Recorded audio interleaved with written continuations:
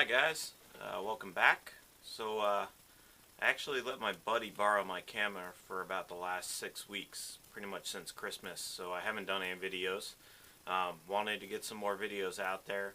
Haven't stopped working without the camera. I've actually done a lot of stuff, and I won't be able to show you guys what I was doing, but I want to give you an update. I want to give you an update on the VFD, the variable frequency drive we built up here with the control box for the lathe. That's all set. Finished that shortly after the new year. Got that all working, been using the lathe, and it's been running fine as far as the VFD goes. The lathe itself has a couple issues that I need to sort out, but it's workable at the moment. It's running. So I figured what I'd do today, since I wasn't able to show you guys the other parts of how I built this enclosure, is just walk you through how it works electrically, what the circuits are, what the functions are, how I size things for safety reasons, those kind of things. Maybe some of you guys will find that interesting. So I'll show you what I got going on. Let me step back here, move the camera real quick. So we got over here the workspace.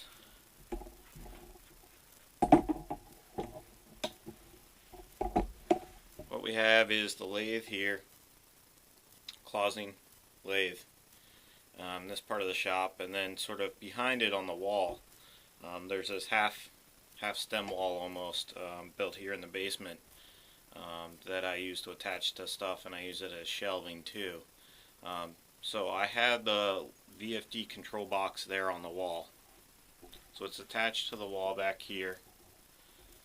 I used a couple of aluminum pieces of flat aluminum, top and bottom. You can see it here, right there, to attach it to the studs that make up that wall. So it's all lagged in there. And I just drilled and tapped 2 holes, and I can hang the control box on that. It's steady as a rock. So the control box is a large industrial control box. We went over that last time. Got a couple of things coming out of it, you can see now. So one, the fan is installed. Right now this is the filter for the fan. This conduit here is liquid type conduit, and it goes up to the control box, which I'll show you here. And then this conduit, which is metal flexible conduit, is for the motor conduit. This is actually liquid metal flexible conduit, so it's not just plastic, there's metal inside of there.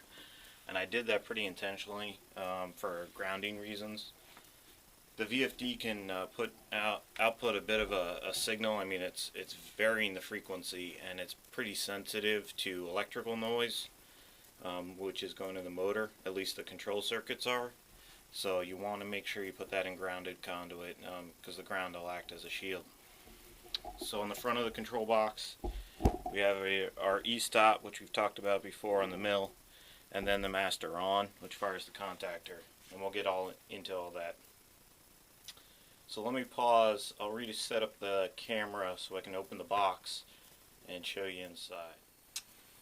Alright, here's the inside of the control box.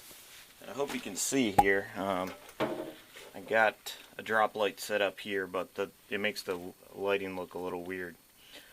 Anyway, let me walk you through this. So this is the bottom of the control box here. You can see the bottom fan. Power input comes here. So this is 10 gauge wiring, which is good to be protected by a 30 amp circuit breaker, which is what I have. It's a 4-wire SOOW cable, or SJOOW cable, whatever you have, or SE.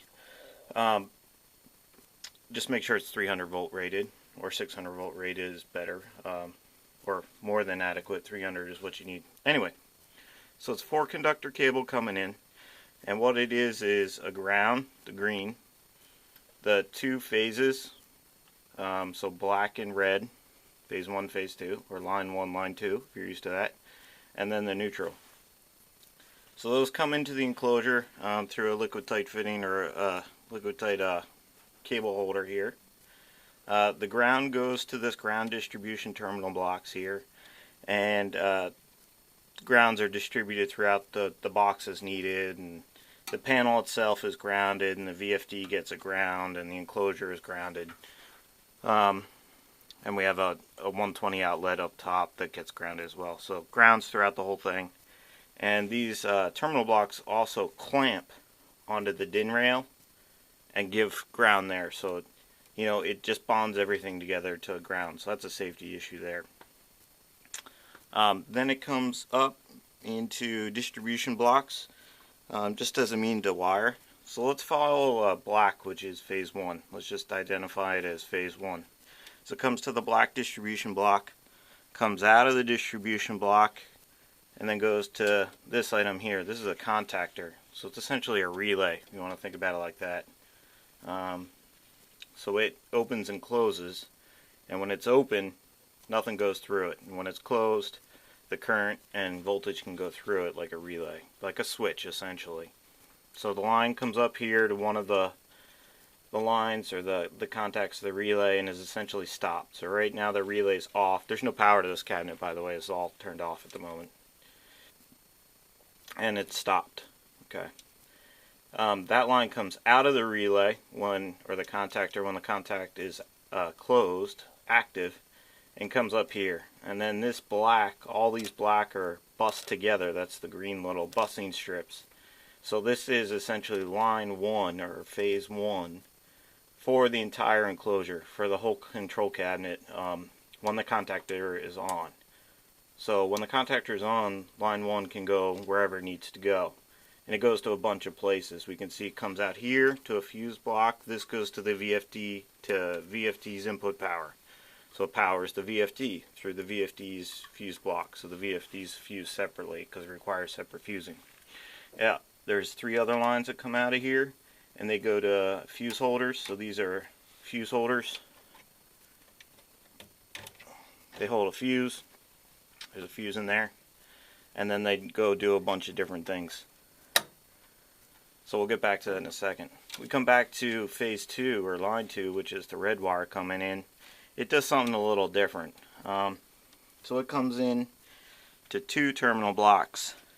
Coming out is orange because I didn't have red wire, but I have orange wire. So wherever you see orange, that's supposed to be red, which is our phase 2 wiring indicator. So it comes out and goes to the middle contact of the contactor, much like phase 1 did. And when it comes out, it feeds, much like phase 1 did, all the phase 2 stuff. So try and balance the build.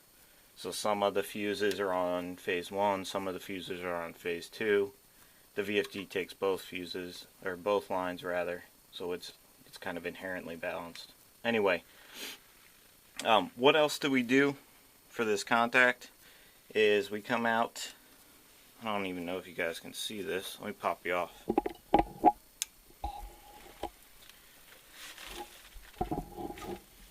There you go.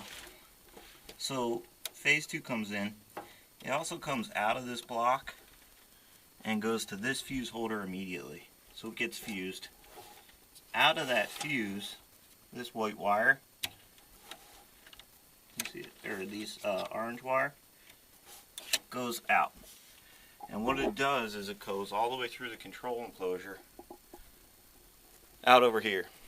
And this is the back side of the emergency off and the master arm. So these are put together in such a way that when I press the e-stop, it kills the feed that we were just talking about, and that feed returns back on these wires after it goes through the switch, and it goes to the contactor's coil terminal essentially. So that's what drives the contactor to turn on and off. Maybe sounding a little complicated, but it's not that bad when you sit down and look at it. So essentially we put 120 volts through this cabinet after we fused it in case there's ever a short. It's at a low potential of energy to cause damage, and it goes through these these switches, okay, essentially in a series parallel combination. So what happens is this has to be open, the E-stop has to be open, and I have to press the master arm. And this is a momentary switch. So I press it once. What that does is bring 120 volts back down to the coil that's built into the contactor. And when the coil sees 120 volts, it will activate. So it'll suck down the contactor, close the contactor, and allow connections back and forth. The other thing we do is, when that happens, you notice I said our master arm switch is momentary. Just press and release. It's spring-loaded. It doesn't stay down. So you would think the coil then would release. No, what we do is we put in parallel with that the same line, but through the other pole of the contactor. So the same phase 2 through the third pole of the contactor, so that once the contactor is engaged, it gets 120 volts on that same line back through it and puts it in parallel with the relay line. So it doesn't need, all it needs is a momentary switch. And then the E-stop button breaks that contact. So it sounds a little confusing. It's really not that bad. The other thing we do is, this is an auxiliary contact for the contactor. So it's just a whole bunch more of normally open, normally closed holes that feed off the contactor. And we feed a signal back through this. This is phase 1, remember it's black, through one of these fuse holders. And this goes up, you can see the black wire here, I think, right there. Here's a black wire coming in here, that's that wire, and that's the green light. So that's our indicator that the contactor is closed. Okay, I'm not sure if that makes sense, if I went through it too fast, but it's pretty simple. Alright, so what else do we have going on coming in here? We have the neutral. Neutral just goes through a terminal block, just like the phase 1 did, just as a wiring connection, and then comes up to distribute in its own white terminal blocks as neutrals to be distributed throughout the cabinet. You see there's a couple of black wires here. These are from the fans. The fan has their own little harness here, and it's 2 black wires. So one of those is actually neutral. I just didn't want to split them into white. I didn't need to. So anyway, so we got the contactor and how it fires and how it's disconnected. We got the green indicator light on the front door that comes off of the auxiliary contact. The first fuse holder we saw down here, that's for the button for the firing the contactor. The second fuse holder is for the same circuit or same part of the circuit. This is the maintain. So this is what keeps the coil energized when we release the button once the contact fires. So it's part of the same circuit. It's to fire the contactor circuit. These blocks here are just blocks I used just to wire the wires coming to those two E-stop switches, or the one E-stop switch. It also allows me to wire in another E-stop switch in the future, which I'm going to do, and put one at the lathe itself, probably by my knee, so I could hit it in case I really do have an emergency like getting sucked in, which I hope never happens. Anyway, alright, so we saw these guys. These are all distribution. We went through that. This is just another connection block I used to make some wiring happen. These fuse holders, 3, 4, 5, 6. So 3 goes for the indicator light that we saw. 4 here goes up. Oh, that black wire is here. Sorry. This goes up to a temperature controller. So this is the controller I use for the fans. So I can set the ambient temperature that I want them to come on. These are the 2 cabinet fans.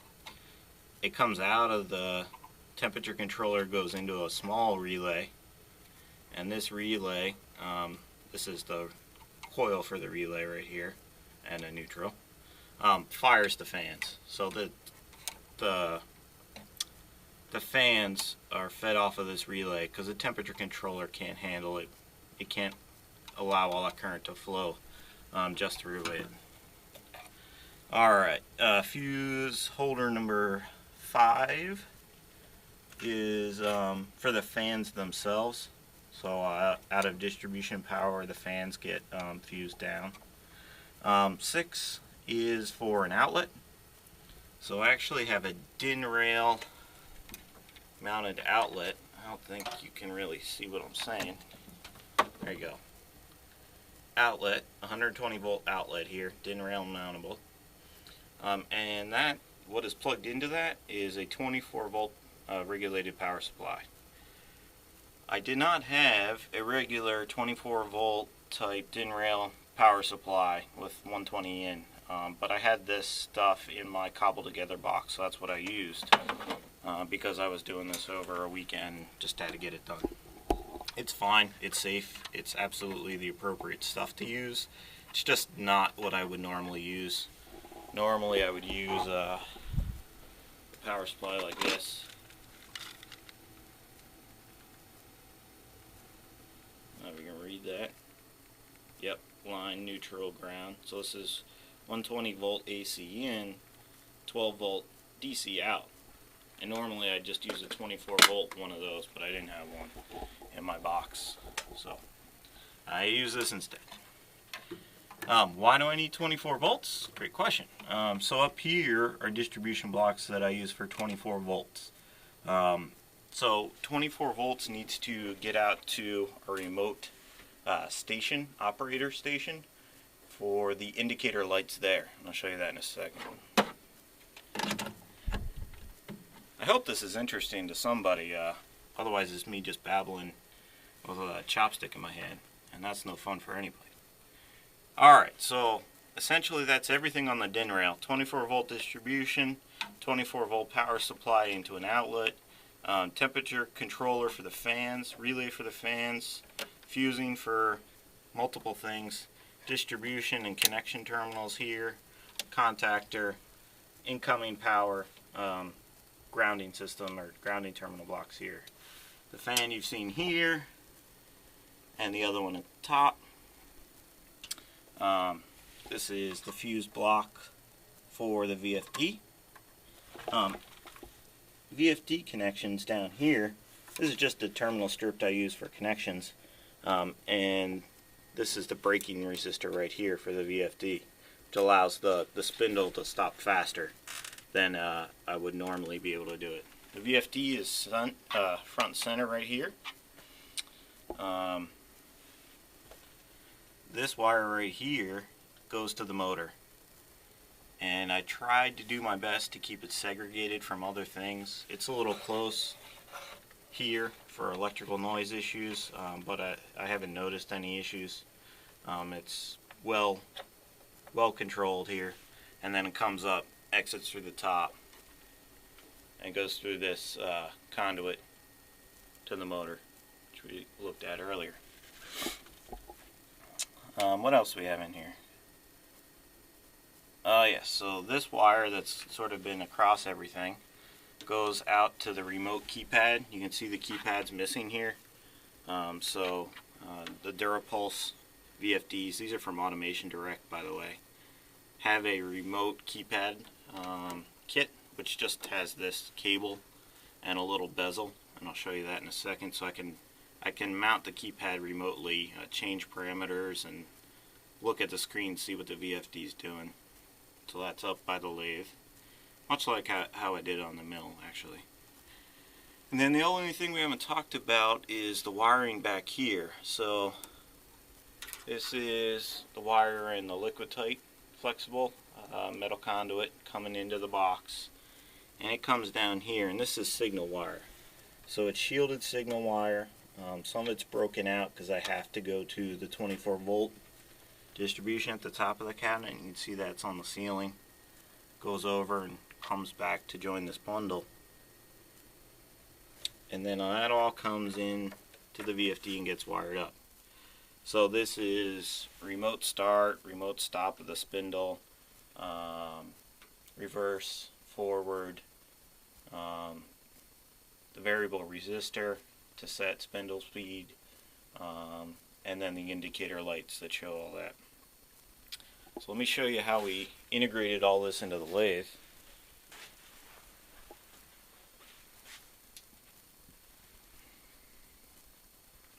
So here's the lathe here, the tripod, the camera sitting here.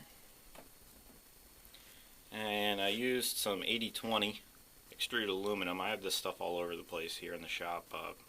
Got it from one of my previous jobs. You saw me use it on the mill. I used it here. So I created this upright and this cross.